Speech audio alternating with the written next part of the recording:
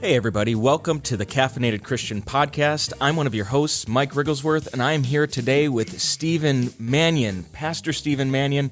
Ryan is not here, and Bradley, the man with no last name, is not here because they have real jobs. They don't work one day a week like us pastors Ryan's do. on his honeymoon. He is on his honeymoon. Ryan got hitched on Sunday. Yes. It was an exciting day. And we're going to jump right into today's episode. No coffee introduction for today. We have a very special guest with us this morning. Today joining us is Pastor James MacDonald, originally from London in Ontario, Canada. Dr. James MacDonald was called by the Lord Jesus Christ to preach his word, the Bible, in March of 1978. Soon after, he began preaching in student ministry contexts and local church services. Within the year, he enrolled in Bible college and prepared for a life of vocational ministry. Dr. MacDonald has received an undergraduate bachelor's in theology, a master's of arts from Trinity Evangelical Divinity School, and a doctorate of ministry from Phoenix Seminary, where he received extensive training in biblical communication. Pastor MacDonald is the author of many books, including When Life is Hard, Vertical Church, and God Wrote a Book. He has also been a contributing author for many books, including one of my favorites, and by I mean Ryan, because he wrote this introduction. The Scriptures Testify About Me, Jesus and the Gospels in the Old Testament. Dr. MacDonald is married to his wife, Kathy, and they have 3 married children. Please welcome to the Caffeinated Christian Podcast, Dr. James MacDonald. How are you doing this morning? I'm doing great. If that other guy who hosts your program doesn't use his last name, Wigglesworth, my gosh, that's such an awesome. You should just go by your last name. I do, actually. Yeah. Yeah, there's a famous Pentecostal preacher named, what was his name? Smith Wigglesworth. Oh, yeah.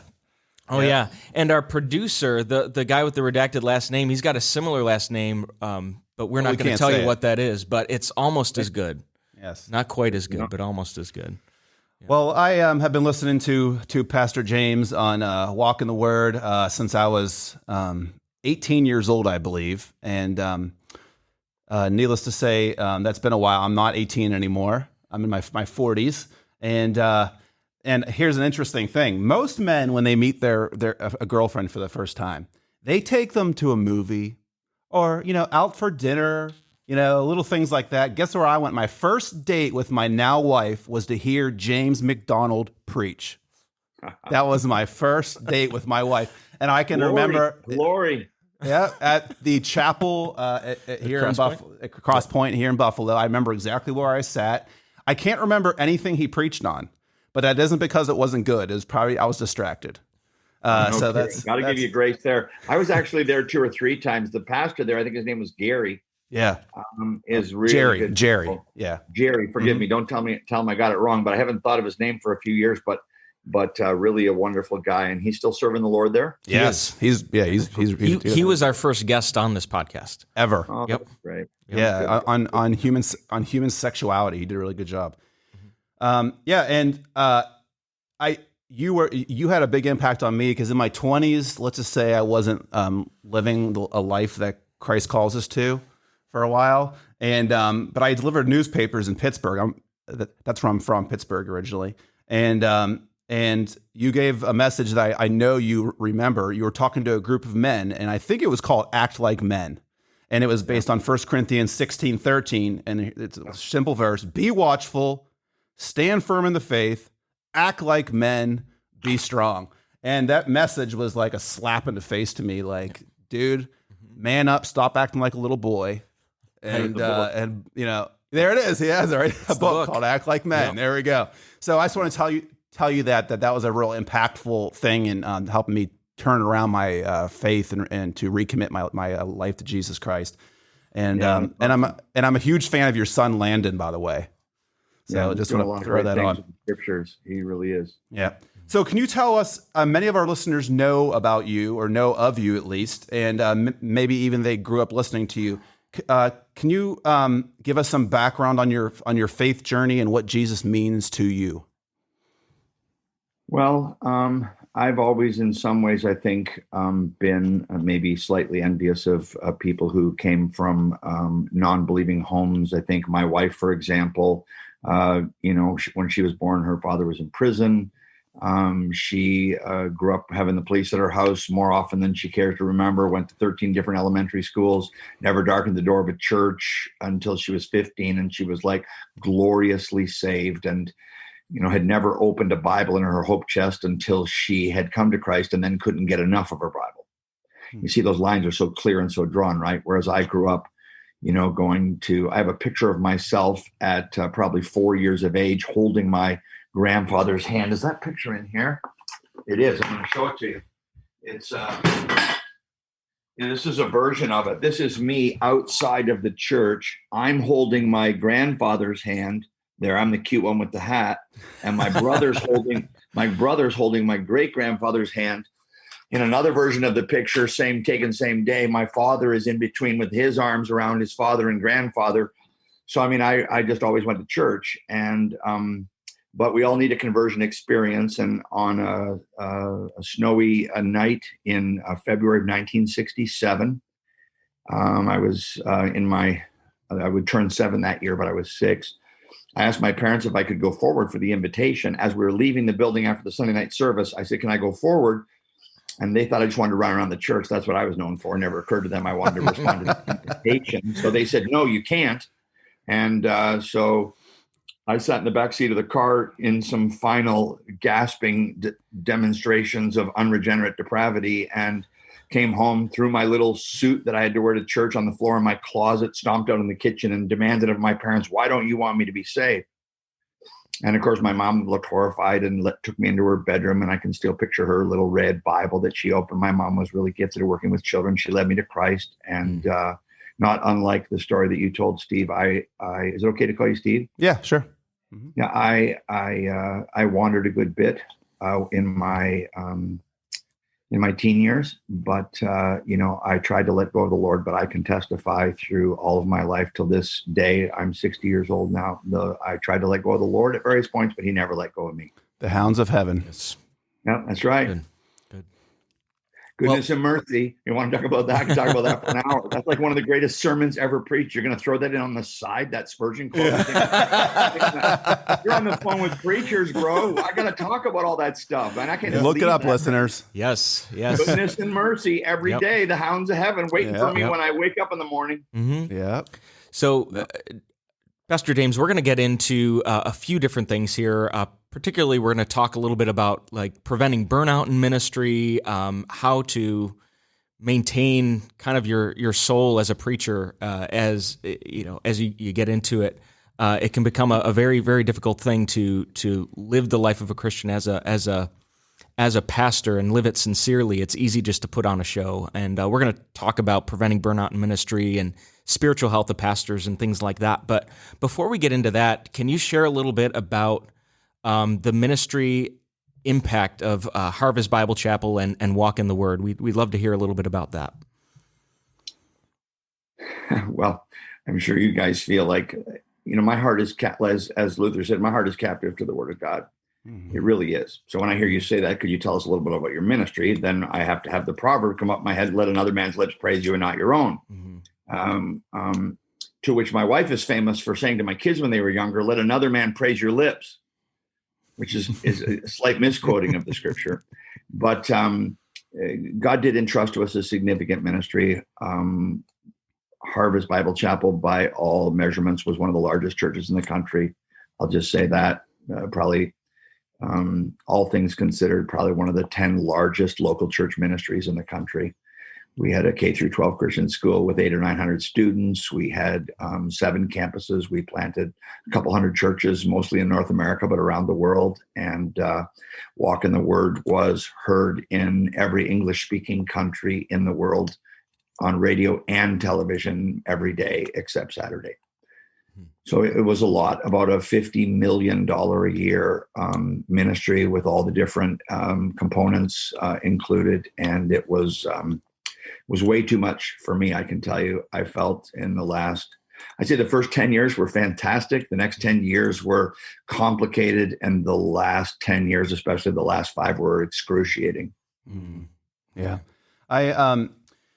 You had a seismic shift in your ministry several years back, but and and as is often true in America today, which is really sad, when accusations come out about somebody, especially today in America, guilt is assumed on all accounts until proven innocent on every account. And there's like old fashioned pile on, and so much of what you were accused of ended up being proven false, but in arbitration. But before we get into that, on your website, you do your website is at jamesmcdonald.com. James MacDonald Ministries. Okay. You do confess that you failed in ways as well. So can you go into your struggle with burnout, pastoral burnout, and how that affected your leadership at Harvest Bible Chapel? Yeah, I can. I would say I really already have a real appreciation for you guys. You said a few things that are super genuine. And just like a person who spent his whole life looking at, I don't know, famous historic paintings can recognize something legitimate pretty quickly. I really appreciated what was said a moment ago, just about it's very complicated as a pastor to know when you're spending time with the Lord, as an example. Am I working, or is this my walk with Christ? Right? Is this my walk with Christ? And your mind's always about, I'm preparing this sermon. Am I feeding myself on God's word, or am I just getting ready to feed other people? And so I think that I have felt all of those tensions. And I would just say that I feel like some guys, they neglected their families with the pressures of ministry. And I praise God that I didn't do that. All three of our adult children love the Lord. We have 8 grandchildren. They're all growing in the Lord, even with everything that's gone on. Both of my sons are still pastors serving in other churches. And so I didn't really neglect my family. I didn't neglect the ministry. I can say this from my heart before the Lord, and it's very important to me. I never phoned it in one time. Mm-hmm. I gave my preaching. And if you listen to Walk in the Word, like we weren't playing best of there. I gave it my all every single time. And, but I do feel that as the economy demanded more and more of me, I feel like I neglected myself. I neglected my health physically. I neglected,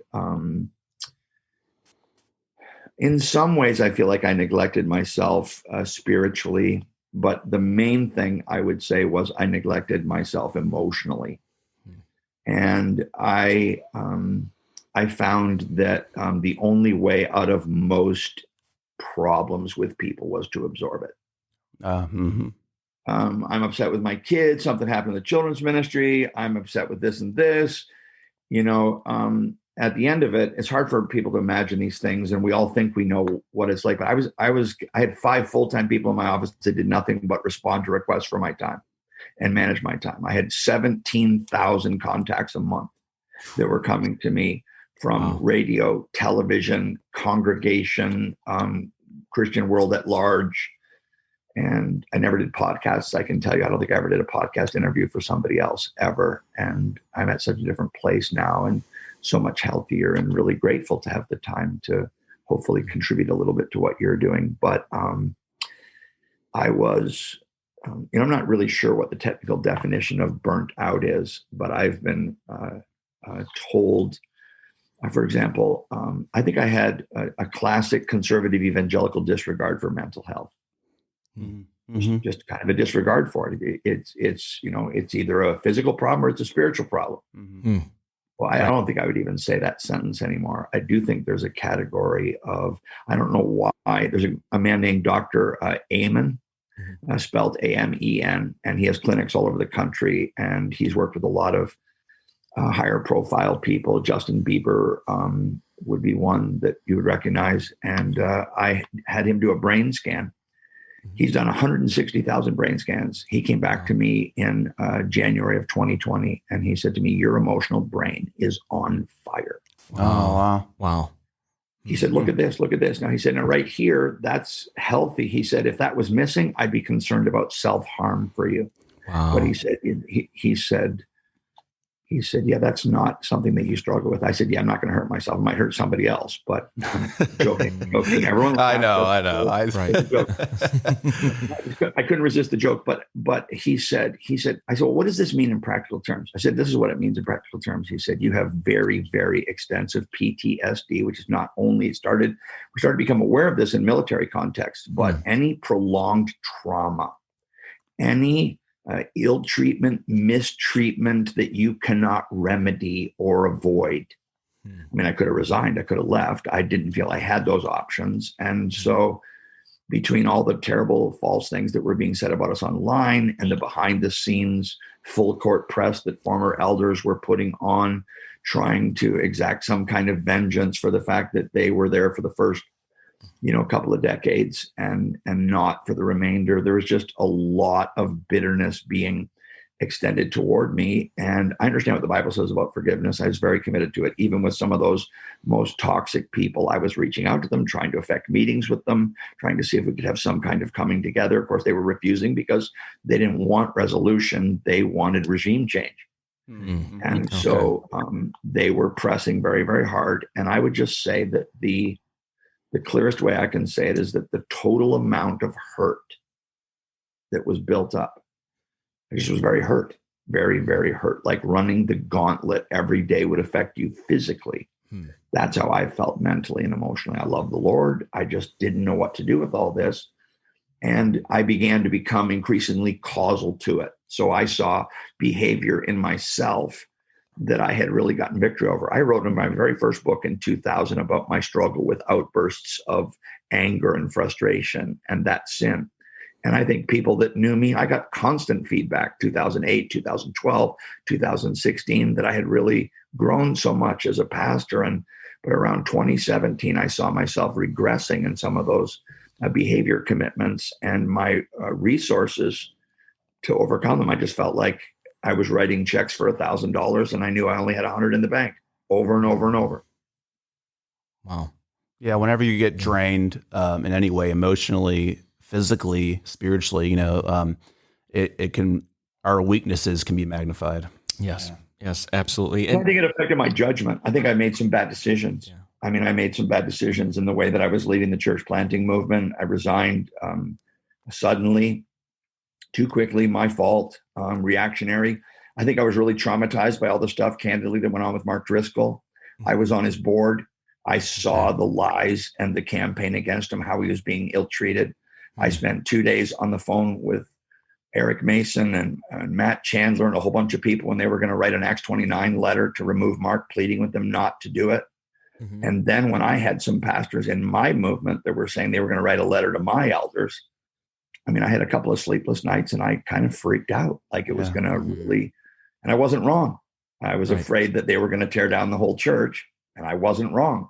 Mm-hmm. It wasn't like I was imagining things that weren't true. It's that I was seeing what was happening and I had no way to remedy it. And it was really affecting me poorly. And as time went on, 2016, 2017, 2018, I see myself as increasingly causal to the relational problems that I had not been able to resolve. Right. Well, kind of along that same line, we all saw what kind of got sensationalized in the media, and you see a lot of spin, even in Christian media outlets. You don't get the full truth.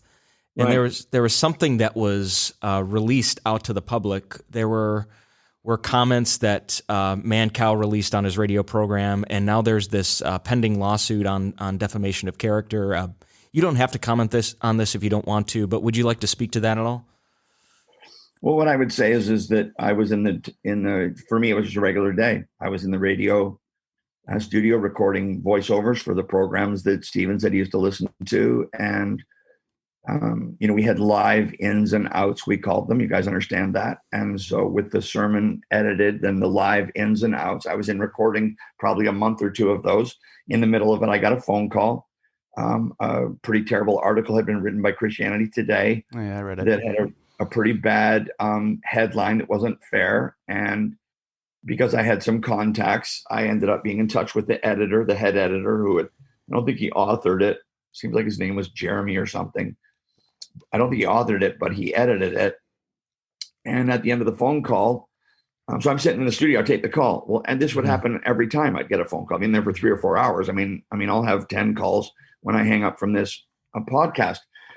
So it was the same then, only more so. And, but I had to take that call because he was calling me from, I think, Malaysia or Singapore or something. Okay. So I took the call. I had my longtime radio host was in the studio, as well as one of the executives in my teaching ministry. And I mean, the people on the other side of the glass knew, turn off the mics. So, I mean, they've subsequently tried to paint it as though it was an accident. It wasn't an accident. They left the mics on. They recorded the whole phone call, what led up to it, and the thing itself. And this, I mean, just laziness, maybe not even turning it off when they should, whatever it was.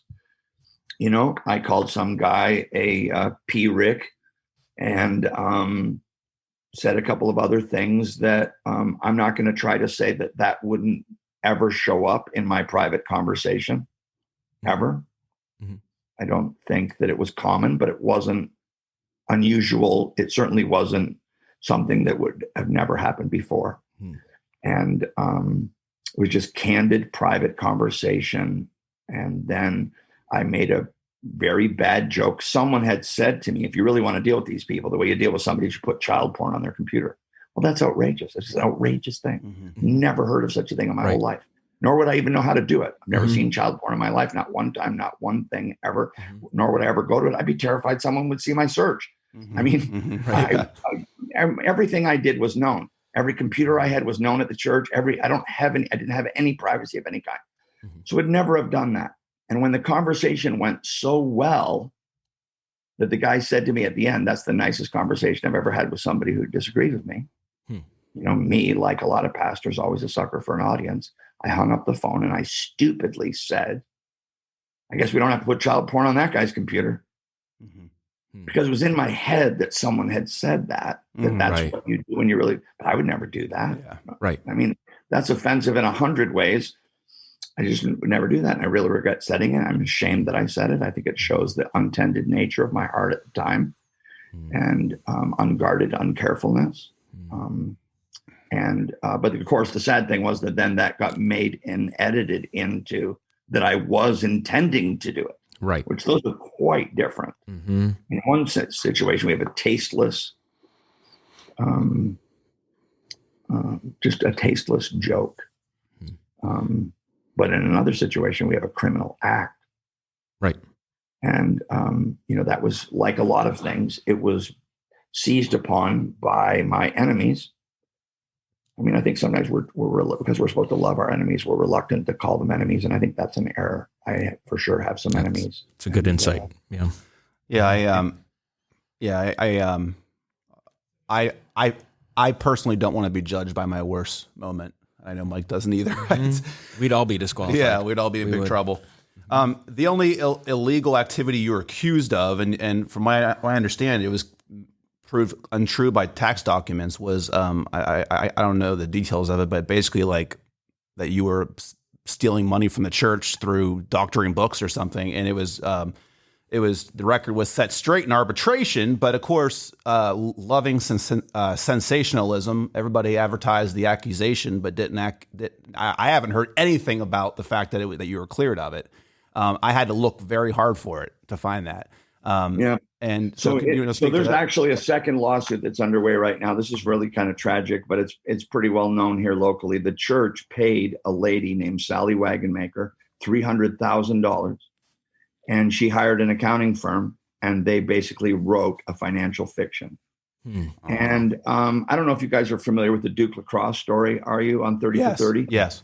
Okay. So one of the things that they did there was they basically paid someone. It's called an expert witness. And this is the way our legal system works. You can pay an expert witness pretty much to say anything you want. And people don't understand, oh, well, the expert witness, well, he's being paid by the prosecution. He's being paid by the defense. And so this guy who basically was told by the guy who was ultimately disbarred, who was attacking the Duke lacrosse team, he was told basically don't include any exculpatory information in your expert report. That was brought out in court. The guy was exposed. The whole case was thrown out, and it all turned on the false the witness of the false expert, false, was false what he said. Well, it's the very same in our situation here. All the financial accusations are false, all of them. Mm-hmm. And in God's kindness, I was the source of much of the financial blessing that came to the church. I raised millions and millions and millions of dollars for the church. So now, in the hands of enemies, hunting trips that I've been on one hunting trip, not one. I haven't been on a single hunting trip since I left the church. I took people on hunting trips because it says in the church's documents, James took 13 men hunting from 2015 to 2018. During that time period, those men that he took hunting, it cost $170,000 the trips, and those people gave $8.4 million to the church during that time period. That's in the church's own documents. But when it came out in the false financial report, it didn't say that. It just sensationalized the hunting trips. And, oh, wow. And by the way, those hunting trips were paid for by my teaching ministry, which was separate from the church. Mm-hmm. But the church stole all the money from my teaching ministry, $6.6 million. So in order to make their case, they conflated my teaching ministry and the church into one thing and told the people that all the expenditures from Walk in the Words were coming from their tithe money, when in reality, they know that they weren't. So we're in a lawsuit right now with the lady, Sally Wagonmaker. She filed a motion to have the case dismissed. The judge scoffed at it. He said, there's 120 complaints here. If a handful of them are arguably correct, we have a defamation case here. So he just scoffed at the idea that she would file a motion to dismiss and said this is going to full trial. And we're in discovery right now. And the church is fighting tooth and nail to keep the documents that prove their conspiracy to defame from coming into the public. Mm-hmm. So all this happened after I was fired, Stephen. Mm-hmm. You were asking me earlier in the Burnout about what led up to the firing. And that's where I have some shared responsibility and was working very hard as a pastor would to see those matters resolved and reconciled before the Lord and between people. Mm-hmm. But since I left, there was such an outcry from the church about their loved pastor being gone that's when the campaign to destroy came up. And resolving with the church, when we signed the settlement with the church, we signed a statement that said that we would not exclude this lady who wrote the false financial report, and we will soon have a legal remedy in that regard. So looking back on all of your experience, good, bad, and everything in between, what sort of advice would you give to young pastors or even established pastors of megachurches? Or middle-aged pastors like us who pastor smaller churches. That's right. So what are some paths that pastors like us ought to avoid? Well, I would say, first of all, in the fall of 2017, I took an entire month away from the church, and I was at a ministry recovery center in Washington State under the care of a doctor. And yet 4 weeks later, I was back in the pulpit. And I should have taken a year off right then. Mm. And when you feel like I'm not recovering from this, you're right, you're not. And all the handwriting was on the wall. I really, really regret saying publicly. My wife and I felt called to Chicago and called to pastor one church for our lifetime. And I have a lot of thoughts about local church polity and how it works and how it's built around the IRS and the need for pastors not to set their own salaries, but how it isn't.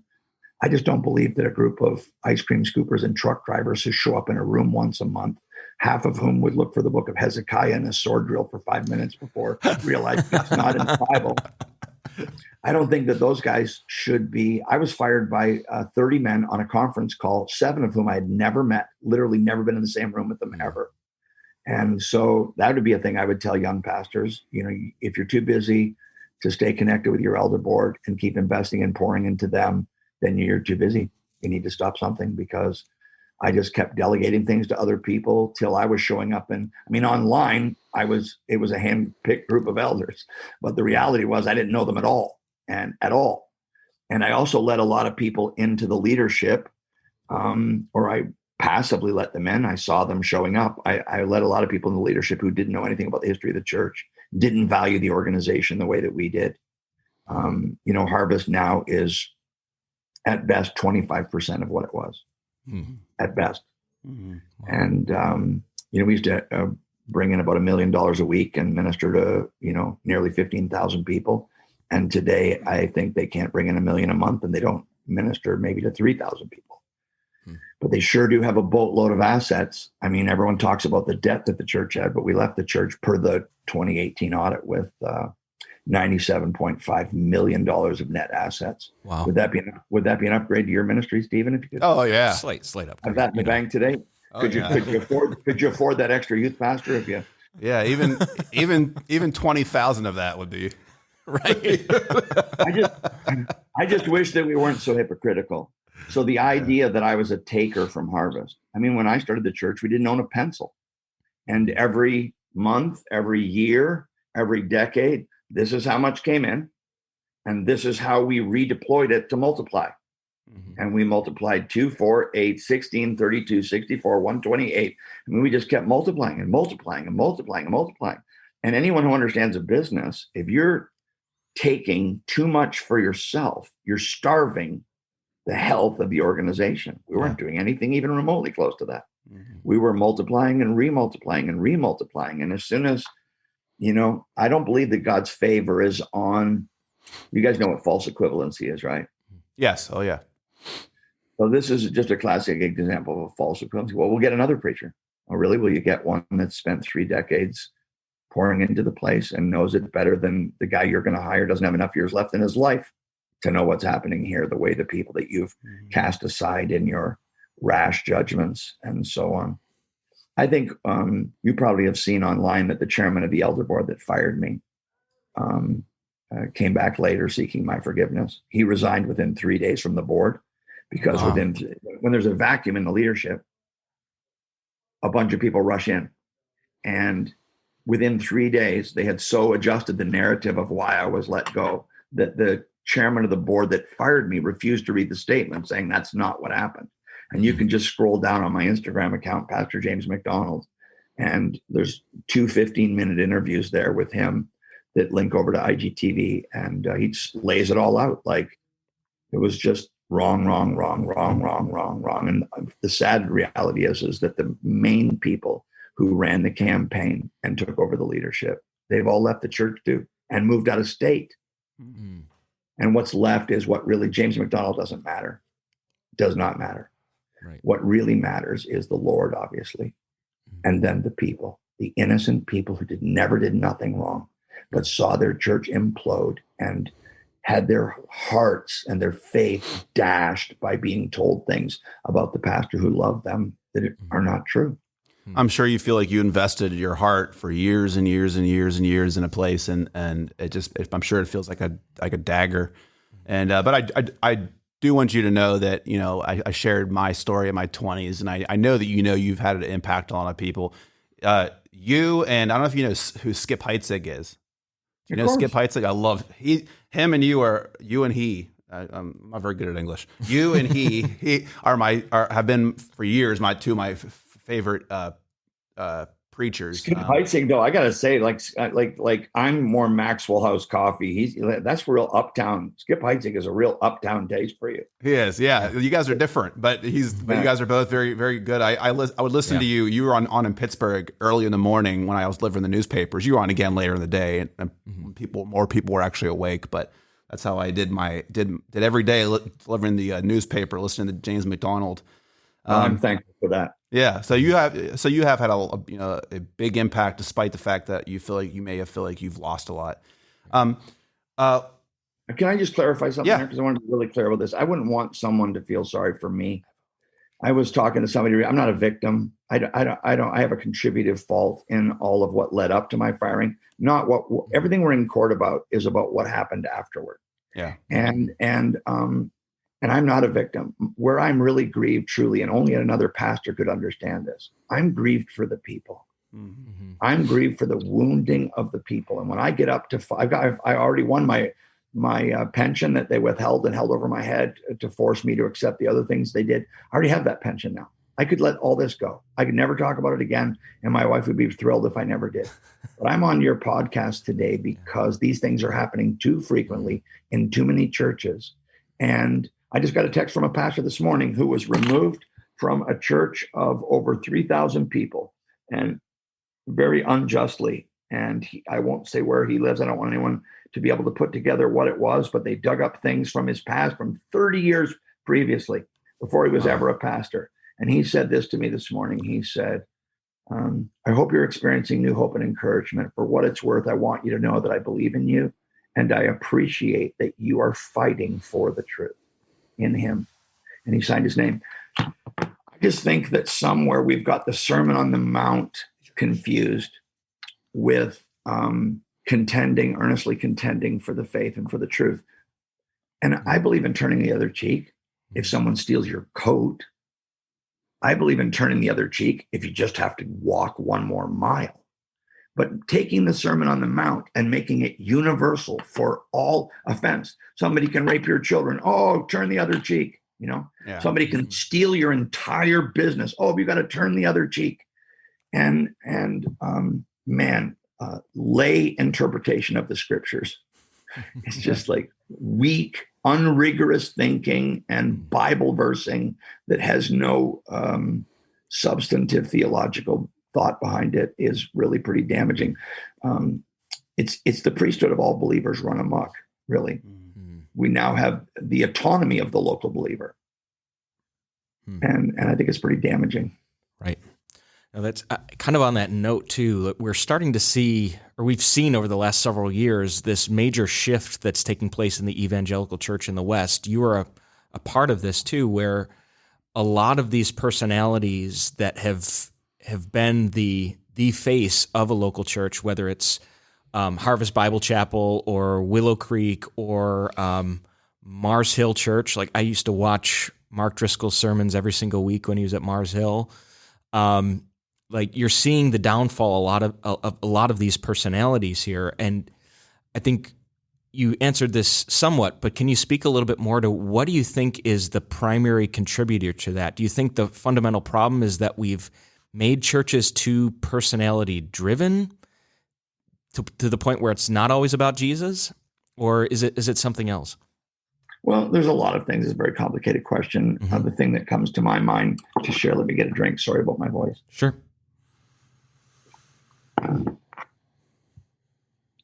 The thing that comes to my mind is in order to be successful from the pulpit, you have to be every man. And that's actually who I am. Regular guy. Me and you, if we were hanging out, eating a pizza, we'd laugh our heads off and have so much fun. And I actually am that person. One time my sons were with me on a platform at a pastor's conference out of town. Maybe 1,000 pastors were there. And one of the guys asked, what's it like? What's your dad like at home? My one son, Landon, whom you referenced earlier, said he's same guy. One guy, same guy everywhere. I was really encouraged by that. You have to be that to be successful in the pulpit. You have to be that authentic, every man. Yeah. But the larger the church gets, you're not actually really that guy. We had 500 employees. We had 1 million square feet of space and almost over 800 acres of property in 8 locations. It isn't like you say, well, it was a megachurch. It was a gigachurch. There's only about 10 of those. It was not like anything else. And because I preached and you preached, people like, well, we were doing the same job. Well, it had some similarities, but people just can't even conceive of it. And the pastors make it worse because in order to be effective from the pulpit, he's got to be that, oh man, I just relate to him so much. And he just told that story. And that's just like exactly where I'm coming from. And so in making yourself appropriately transparent and approachable, you are not afforded the protections that would exist in a marketplace executive of a similar. You never would be able to get access to that guy. You never would be able to. What do you mean you won't meet with me? I used to go in the lobby and stand in the lobby every single week after every service for at least a half an hour. Wow. And anybody could walk up to me and say anything that they wanted to. And there was tons and tons of encouragement and some other pretty insane things. And then I'd have a security person there to handle things if somebody got a little crazy. And then everyone's like, what do you have a security person with you for?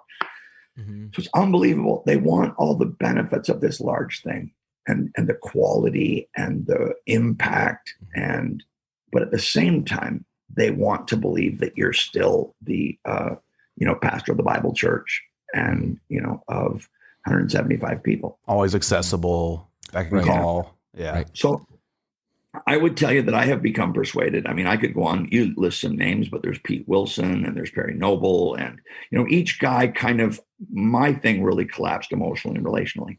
Another guy, there's a substance abuse problem. Another guy, there's a moral problem. Another guy, there's, just some bizarre behavior. How could that even happen? I would just tell you, I think it's an undoable job.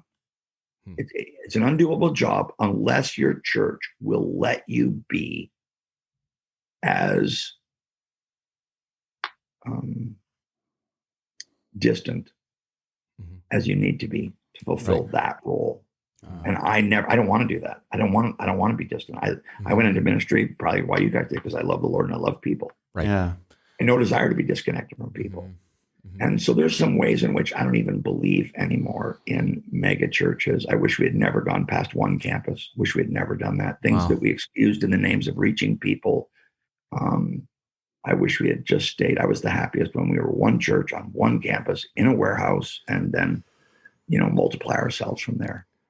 I don't know if you know Ron Moore. He's in Pittsburgh at the Bible Chapel. I used to be on maintenance there, but he said the risk is that a church can become a mile wide but an inch deep. Yeah, and, I think that there is that. But our church was always very, very high impact. We had signs all over the building, not a quantity of disciples, but a quality of discipleship. And I think that the pastor might have become a mile wide and an inch deep. Some of my friends would object to me saying that, but I was certainly spread very thin. Let's just keep in mind, that's so pejorative, right? A mile wide and an inch deep. Now, you see what it's like to get spread out that thin. Oh, yeah. Yeah, that's not fun. No. To be spread out that thin and to feel like you're that close to the margin all the time. You get spread that thin because there isn't enough of you to go around. And I've preached, from Brooklyn Tabernacle to, Harvest Fellowship in LA. I've preached in a lot of the biggest churches in the country. And I can tell you behind the scenes, a lot of pastors are so spent. Yeah. And I don't miss Harvest. I don't wish I was the pastor there still. I hate how it happened, and there was no reason for it to happen the way that it did. But I feel that there's mercy from the Lord in my being out of it. Speaking of that, can you? So right now you do I'd like for you to explain to our listeners what you are doing now in your ministry, and I know you have some sort of a home church network. I wonder if you could explain how that works and what you are doing today, and also where they can find you. Sure. Well, my wife and I were without a church. And it's not uncommon that when a pastor leaves a church, he is shunned. And this is especially so when the kind of things that were falsely stated about us were stated. And they made 11 public statements about me the year after I left. It's just like, who is running this ship? And so we were very alone, very, very alone. And with my profile being on Moody Radio for 20 years and all the rest of it on TBN, I couldn't go anywhere in Chicago. I couldn't go to any church. It'd be like an event, whatever church I went to. So on the year anniversary of my being let go, I prayed and fasted for 40 days. God, show me what it is I'm supposed to do. And I did this very publicly and did a devotional online every day. And that was when COVID hit. And I really felt the Lord was directing me to provide church for people who, for a variety of reasons, can't go to church. I don't think it's best. I don't think it's optimal. I'm not holding it up as a model, nothing like that.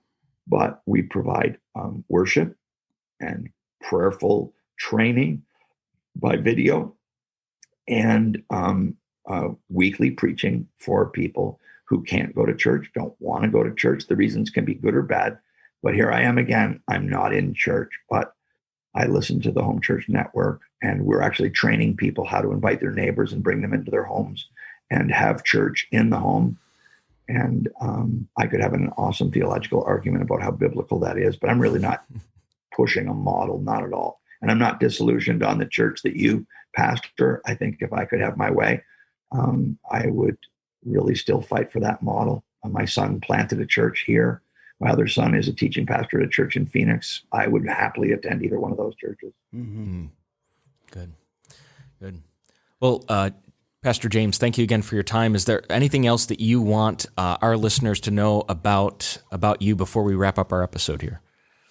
No, just that we're continuing to serve the Lord, and thankful for the privilege that we had many years to be on WDCX in Buffalo. I think I was on there for probably 25 years every day. My parents listen to you every day. Yeah. Well, greet them warmly for us. I had great memories of the different radio rallies that we did in Buffalo, and Nev Larson coming out to those events. And we still love the Lord. I believe everything I ever preached. I'm trying to live it to the best of my ability and live in forgiveness. And but I think it's important that we separate. To me, what Romans 13 says, the powers that are ordained by God for the punishment of wrongdoers. And by giving over the things that were done to us that were illegal to the government authorities, that's not some bitter pursuit. That's trusting the authorities that God established for the punishment of wrongdoers so we can be released to continue to live in love and forgiveness toward everyone. And that's what we're seeking to do. And what is your website for the listeners? JamesMacDonaldMinistries.org. Okay, thank you. All right. Thanks, guys. All right, well, that wraps up our time for today. Thank you for tuning in to the Caffeinated Christian Podcast. Thank you to Pastor James MacDonald for being our guest today. Be sure to like and subscribe and give us a 5-star rating wherever you get your podcasts. We also want to let you know, after expenses, we give the proceeds that come our way to like-minded nonprofits in our area. Still zero. Yeah. So every time you like and subscribe, you are helping further the kingdom of God in the Buffalo region. If you want to contact us with feedback, you can email us at thecaffeinatedchristian706@gmail.com. You can also find us on Facebook and Instagram at The Caffeinated Christian Podcast. Thanks so much for listening. Have a great day.